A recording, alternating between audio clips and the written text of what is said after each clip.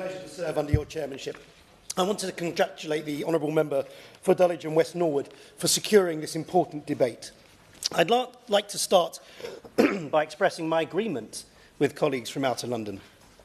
Local authorities are in a perilous position and have been due to governments of all stripes for some time. As a former council deputy leader and cabinet member for children's services, I really do understand.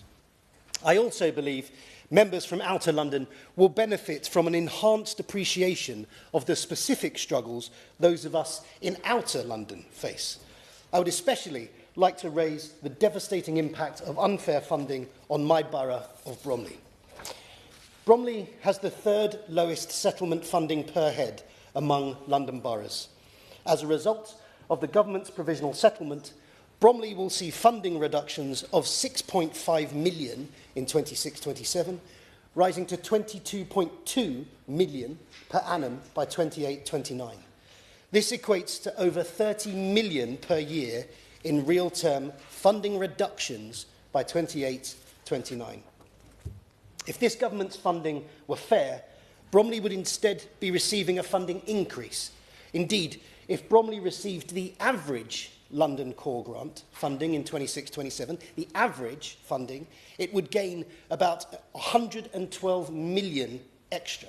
112 million, an enormous figure. Any cuts to our funding is felt more keenly than in other councils too. Bromley currently maintains the lowest net expenditure per head in London, whilst delivering efficient services for its residents, limiting our ability to realise significant savings compared with other high-cost authorities. Effectively, this government is now punishing Bromley for being an efficient and well-run council, while government after government bails out failing councils. Bromley deserves better. But Bromley is no stranger to being targeted like this, and I would also like to touch on the Mayor's precept. It currently stands at just over £490 for a Band D property. That is a more than 77% increase since Sadiq Khan became Mayor of London.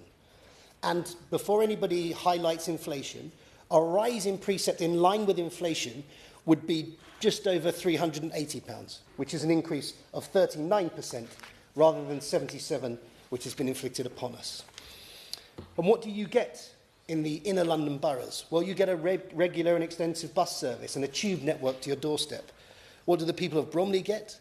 We have a poor transport infrastructure and a mayor who keeps coming back to siphon more and more money from our borough, closing our 24-hour police desk and fleecing motorists with increased congestion charges and an expanded ULEZ charge. Outer London is subsidising inner London's transport network, while Bromley is currently only served by 2 direct bus routes into central London, both of which only run after midnight. So I would ask the government, if we are going to have to continue to pay into the Mayor's coffers, can he or she ensure we can at least have the Superloop extended a mere 2 miles to run from Bromley North via Plaistow Green? And can we please keep our 24-hour police desk? It cannot continue that Bromley and the rest of Outer London is simply ignored by government or this mayor. We deserve fairer funding, and Bromley Council want to work with the government. But the government needs to listen so that we see a truly fair and sustainable settlement that doesn't punish boroughs like Bromley.